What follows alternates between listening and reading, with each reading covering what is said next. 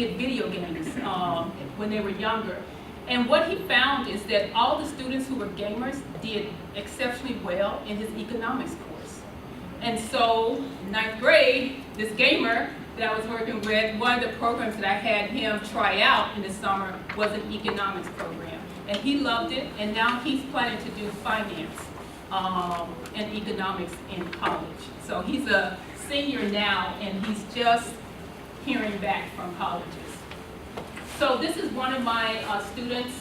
She's out in California as well. Imani is actually first generation, and I was hired by her grandparents to work with her.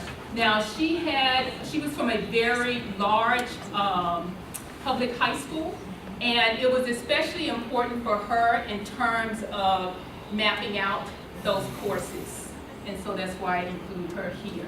And she is actually graduating this year from St. Mary's College. And so I'm going to her graduation Memorial Day weekend. The point I want to make for parents here, and this gets back to shifting mindset, is giving your team ownership of the process. And it's a way of helping them with developing their self-advocacy skills. Because yes, they're going to have to self-advocate when they're in college, but they don't learn that in college. It starts long before they even go. And giving them ownership in the process really makes a difference in terms of their admission, in terms of their scholarships. And so I really encourage parents to consider that. So sophomore year, before I go on, any questions for ninth grade? Anyone in Westchester have questions for ninth grade? They perked up then. Okay, so sophomore year. Key thing for my sophomores is knowing who you are. And sophomore year in the research is kind of a lost year in a lot of ways. And there are a number of high schools around the country that are really starting to look at how they are supporting sophomores.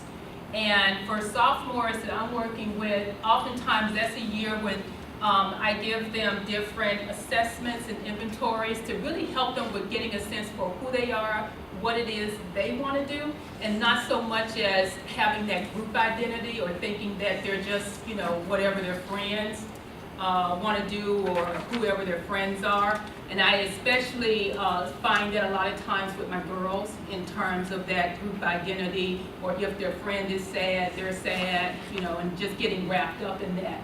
And so I really encourage some type of tools in terms of them getting to know themselves. And a couple of tools that you probably already use, like the Myers-Briggs, that's one that's adapted for the teen years called Do What You Are. And then the other one, StrengthsFinder. Have any of you tried StrengthsFinder? Yes, so they have Strengths Explorer for the younger years. And so really encouraging your team with those and helping them to understand how to interpret that information. The second thing is pursuing their interests. This is usually a great year in school when teens can, get involved in a club at school, or if they're involved in athletics, perhaps starting to take some type of leadership role if that's available to them on their teams. And so really pursuing those things that they're interested in. And then thirdly, for the summer after sophomore year, as I mentioned that schools are paying attention to sophomore year, there are also summer programs that are focused only on sophomores. And so in terms of looking at those types of programs, giving your teen an opportunity to, actually spend some time exploring an area of interest that they have. And so one of my students who's a sophomore now is interested in journalism.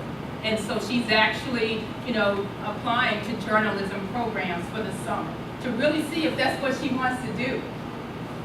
Because a lot of times we have ideas about what we want to do at that age, but really don't know much about it. The same way when I'm working with teens who may say that they want to be a physician.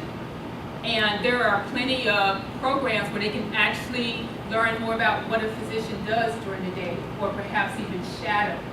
So a lot of good opportunities there for them. This is my student Elliot, and Elliot was interested in computer science, and he actually did a coding, programming type of camp in his summer after sophomore year. Elliot is now a sophomore at American University.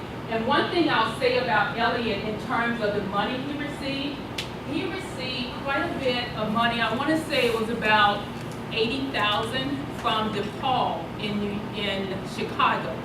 And one of the reasons I think they offered him a great deal more in the way of scholarship money is because DePaul has mostly students from Illinois, okay? And so when I talked with him and his parents about it, it was certainly, okay, what kind of experience will this be for Elliot if he's a student there and most of the other kids are going home on the weekends?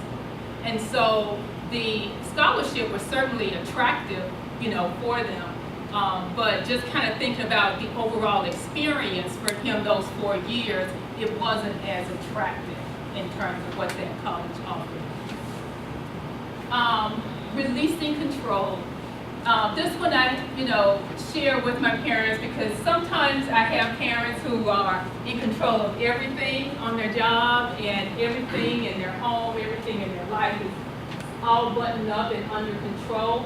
But when it comes to this whole college admissions process, I strongly encourage them to release control because all of the wound up anxiety, stress around, this is going to be a certain way, my kid is going to apply here and there. At this time, it has to be released because you'll burn yourself out.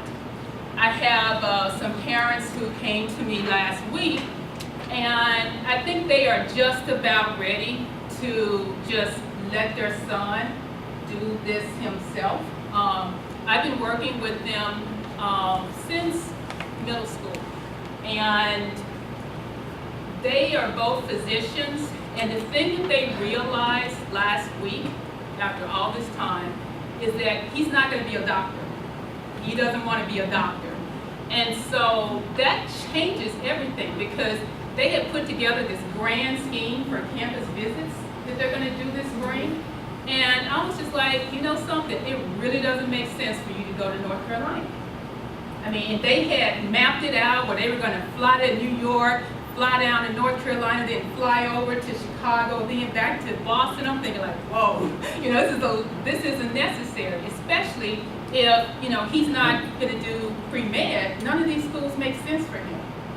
And I tell you, that kid lit up when I said that because he really wants to go to California. But as an only child, I'm not sure if they're going to allow that. Because he's here in the area, but he just lit up. And he was like, so Dr. Pamela, do you think schools in California should be on my list? Like, don't put me in the middle of that, but yes. Yes, they should. He wants to do the entertainment industry. Like, really? Yeah, you should have at least one. So, junior year, let's talk about junior year for your team.